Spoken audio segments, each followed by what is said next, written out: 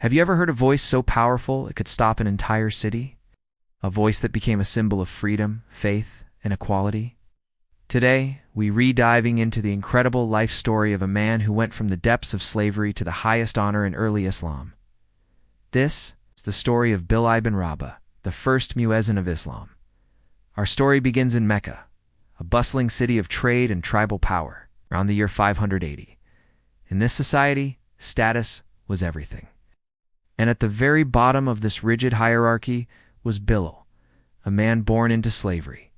His mother, Hamama, was a former princess of Abyssinia, modern-day Ethiopia, captured and enslaved. Bilal inherited her status.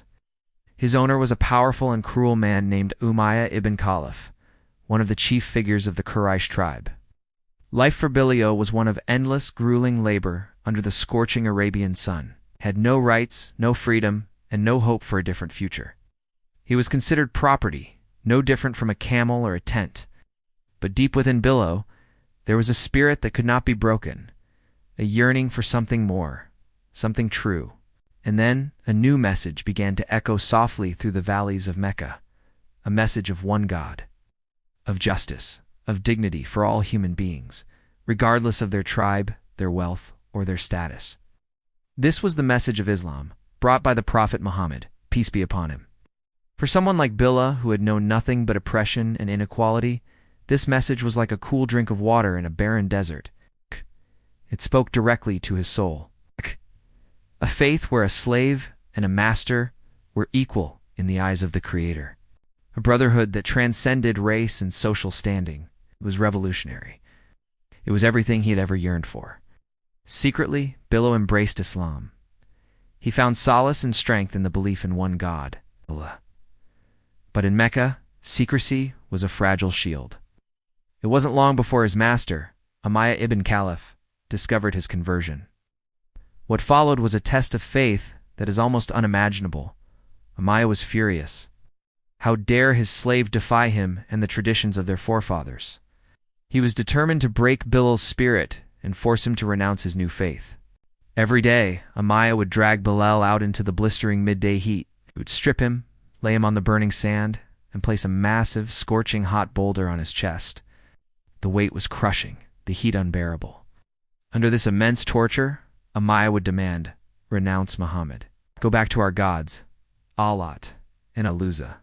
Can you imagine the pain, the struggle to breathe, the feeling of your skin searing against the sand? Most would have given in. But Bilal was no ordinary man. Through cracked lips, with every ounce of strength he had left, he would repeat one single, powerful word, Ahad, Ahad. It means one, one. He was declaring the oneness of God, a defiant cry of faith in the face of unimaginable cruelty.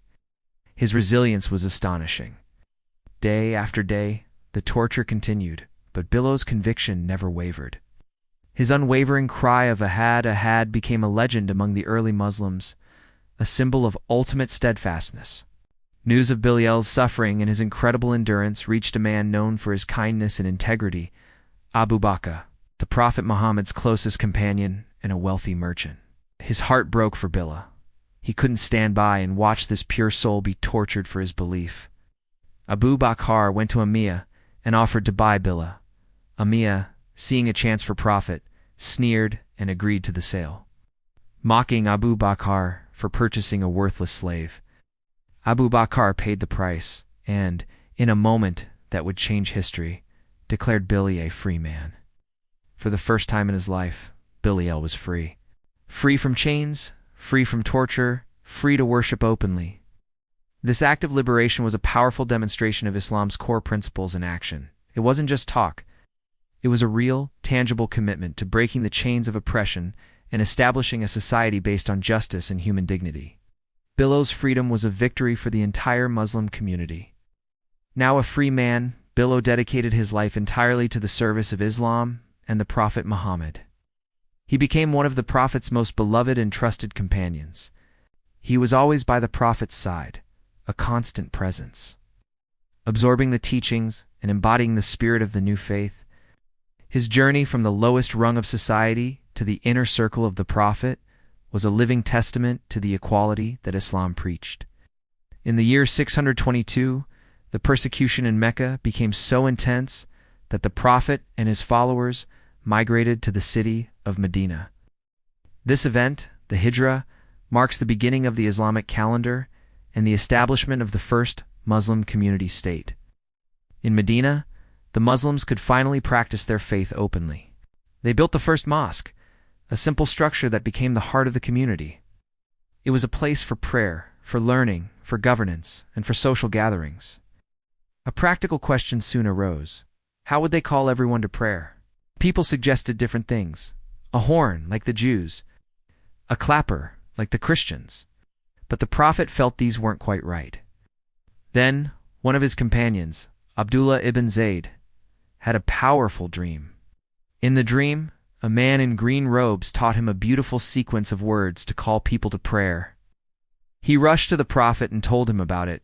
The Prophet recognized it as a true vision from God and said, "This is a true dream, God willing. Go and stand with Bilal and teach him the words, for he has a more beautiful and far-reaching voice than you." And so the moment came. Bilal, the man who was once tortured for whispering a hadahad, climbed to the highest point of the mosque. He took a deep breath, and for the first time, the Adhan, the Islamic call to prayer, echoed across the city of Medina. Allahu Akbar. Allahu Akbar. Our God is the greatest. His voice, rich, powerful, and filled with a sincerity born of immense suffering and unshakable faith, soared through the air. It was a voice that carried the weight of his journey. The voice that once could only whisper in defiance now proclaimed the majesty of God for all to hear. The former slave from Abyssinia had become the official muezzin of the Prophet of Islam. Think about the profound symbolism of this moment. In a society still grappling with tribalism and racism, the man chosen to deliver the most sacred and public call was a black man, a former slave. It was a deliberate, powerful statement from the Prophet Muhammad. In Islam, piety and character are what elevate a person, not their color, lineage, or social status. Bilal's voice became the ultimate symbol of this revolutionary principle of equality. Every day, 5 times a day, Bilal's Adhan would punctuate life in Medina. It was the city's clock, its heartbeat. When the people heard Bilal's voice, they would stop what they were doing and turn towards the mosque, their hearts turning towards God. His voice wasn't just a call to prayer. It was a reminder of their shared faith, their unity, and the incredible journey they had all undertaken. Bilal was more than just the muezzin. He was a warrior who fought bravely in all the major battles, including Badr and Uhud, defending the community he loved. He was also entrusted with managing the treasury, the Bayt al-Mal, a position of immense trust and responsibility. The Prophet's confidence in him was absolute. The bond between the Prophet Muhammad and Bilal was incredibly deep and personal. The Prophet once told Bilal that he had heard the sound of Bilal's footsteps in paradise. This was a testament to Bilal's incredible piety and devotion. For Bilal, the Prophet was everything: his liberator, his teacher, his leader, and his dearest friend. Then came the day that broke Bilal's heart. In the year 632, the Prophet Muhammad, peace be upon him, passed away. The entire city of Medina was plunged into a grief so deep it was almost silent. The time for prayer came, and the people waited. They looked towards Bilal, expecting to hear the familiar, comforting sound of his Adhan. But Bilal couldn't do it. He stood to make the call.